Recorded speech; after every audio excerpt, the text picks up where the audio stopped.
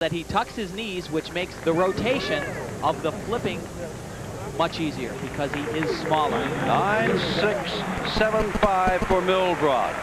And at the moment is in second place. Here's America's entry, John Roethlisberger, the University of Minnesota. More rings in a moment.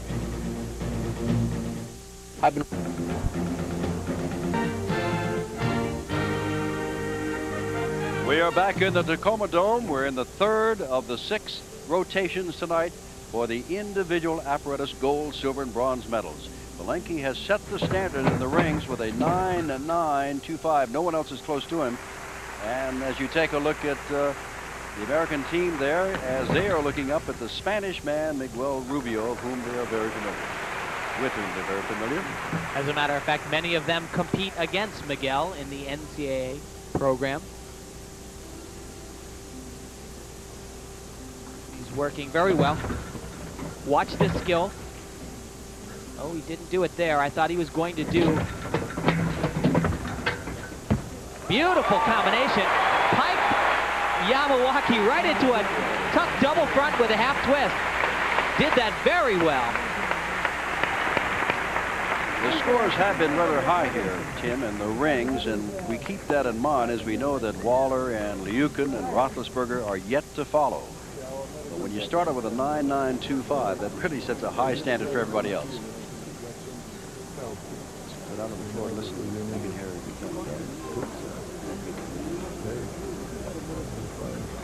Chris. Oh, Coach, isn't he? That's right. That is my old coach, Yefim Furman from UCLA. Chris, of course, also a Bruin. Getting some last-minute instructions from his coach. Miguel shows us very nice work there. Swinging right through the handstand. Now, there's an interesting combination. A piked double whip it right into a double front with a half twist. Very difficult. 9.625. They did not score high for him. And some of the crowd here figures that Miguel should have done better than that with the judges. Well, I kind of have to agree. You know, he doesn't have possibly the name recognition of some of the other athletes, but a very nice routine. Now Sylvester Cholony of Hungary, 20 years old, and in the European Championships in this event, he finished 3rd this year.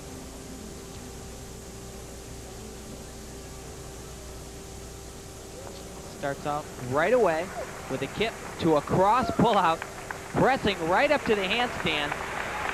Very difficult.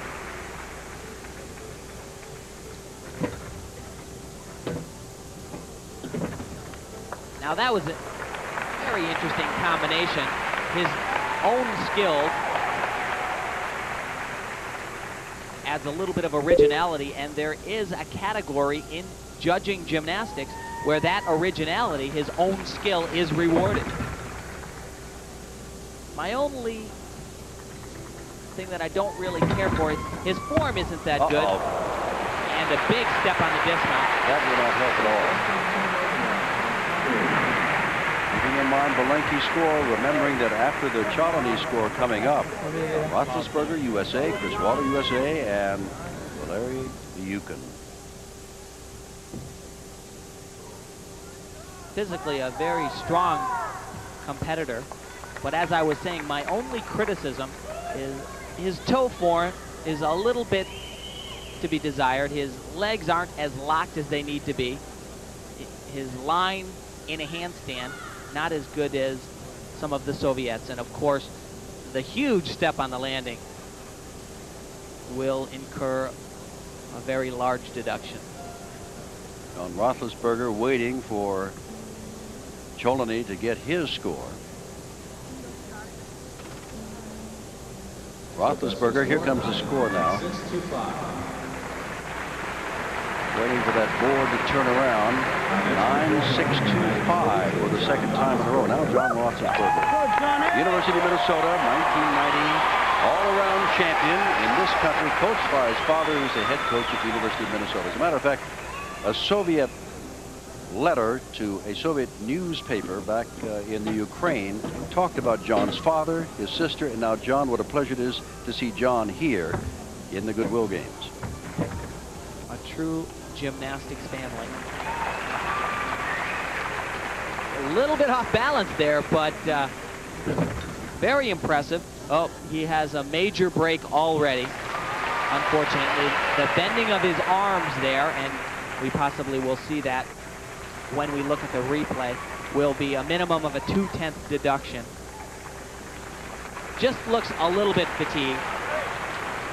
Not quite as strong as he needs to be, and we're seeing it here also. He looks a little bit shaky. You notice the rings are moving. Here's his dismount. A double twisting double. And a big jump. Big jump on the end. That'll be another minimum 2/10 deduction. Everybody's chasing Belenky, and the American and the Soviet that might be able to catch or pass him are Chris Waller next up and Valery Lyukin. Yeah, that will certainly not catch Mr. Belenky. But this is very impressive.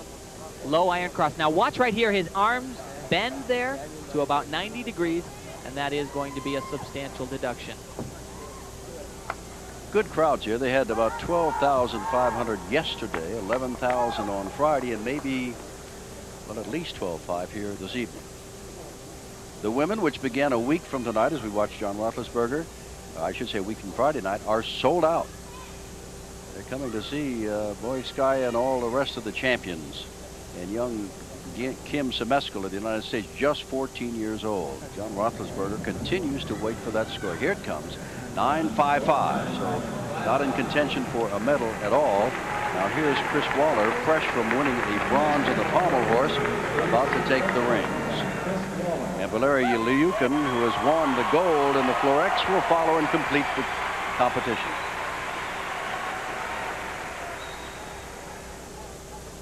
We mentioned earlier that Chris's strongest event was the pommel horse. This a good event for Chris, but parallel bars and high bar probably a little bit stronger. But he starts out impressive with a back roll or an Azarian to a cross. That's D-rated, and he kips to an L cross. Holds it a little bit long just to show the judge that this isn't that difficult for me. Anything better than 9.7, and Chris Waller will be in medal contention. Well, so far he's right on track. Nice giant swing to the handstand. The critical part for Chris is swinging combination. A little bit of a control problem there, as you notice the wavering of the back. Now his dismount, he must stick to be in contention. Double layout. He did. Little teeny hop, not quite a little bit of a hop. You know, when they're that small, sometimes you get the benefit of the doubt. But now here's the situation: a 9.925 for Belenky, and then Ristasov of Bulgaria's 9.70. So he is currently in second, and lurking in the background is Valery Lyukin, who is very good in this. So we'll see how Waller does with his performance. Very difficult to move into a cross position like that, and he kips right into an L cross right there to show something a little bit different. But you know, when you're competing on this level, you're in the finals of the Goodwill games. It's not good enough to just go through your exercise. You've got to do it perfect, and Chris had a little bit of a problem near the end, and of course the hop on the landing. And there is Lyukin. Already a gold in hand tonight, and a gold in the team on Friday night. And the question is just where's Chris Waller in the scheme of things? Is he competitive? Is he in the race for a medal? Or is he not? Let's take a look again while we wait for the score. This is Chris's dismount here. The double layout. Now you'll notice just a little bit of a slide there. If he could have just froze his feet upon impact, I don't think we'd be having the deliberations going on downstairs right now, but he left that room for doubt there, and I'm sure some of the judges are 9.75, he's going to get a medal. He's going to get a medal. That puts him in second with Lyukin yet to come. Going to get his second medal after just having a bronze in the pommel. But now looking for here is what you see so far. And you can see the Waller second. He'll probably drop down to third because here comes a man who is a master of the rings, Valery Lyukin.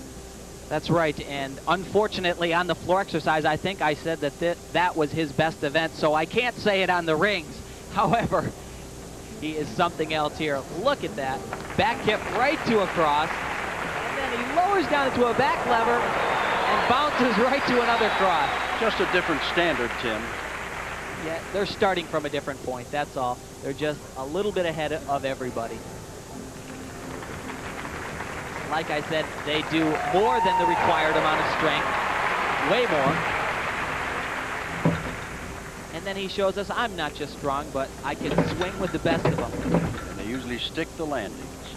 That is critical. His dismount coming up right here. He's got to nail it. See that? And held it. Oh, boy! One more swing of the arms. But as we talked about in the team and in the all-around, there is no deduction in the book specifically about the swinging of the arms and the adjustment of the body. If the feet do not move, technically the judge really doesn't have to take that deduction. Well, on the floor exercise, it was 1-2 Soviets with Lee of China third as you take a look at this fine performance by Liukin, who also won the floor exercise. And it was Soviets 1-2 in the pommel horse with the American Chris Waller third. And it looks like it's going to be the Soviets 1-2 here, with again Waller taking the bronze. Well, there is no doubt that he will at least win a silver medal with this routine. His dismount, a double L with a full twist, and look at him fight. One swing, two swing, one more time, I got it. Well, we came in talking about Lance Ringnauld, and why not, for what he is.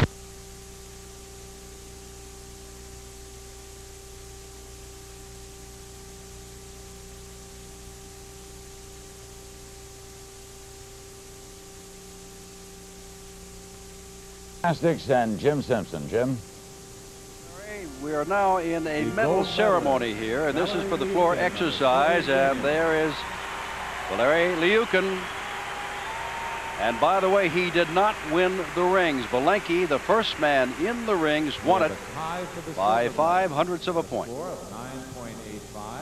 And here comes yet another fine Soviet gymnast. This is Vitaly Sherbov, all-around champion in these games, and also winning a gold in the team championship, getting the silver in the floor exercise. And Li Shuaoshuang from China also will receive a silver, and the point to be noted there, he is only 16 years of age, competing with the best in the world. You know, we talk about the depth of the Soviets. We've had 3 events tonight, and we have had 4 different Soviets do very well. Your medalist. Here you are, Liukin won the floor, Mogilny, coached by his wife, the pommel horse, and Belenki, first in the rings and got a 9.925, won that. What they do, they've had the 3 floor exercises, or I should say the 3 apparatus, the floor exercise, the pommel, and the rings, and they'll have 3 more now, but now we've heard this quite a bit. It is, of course, the Soviet national anthem played for Liukin.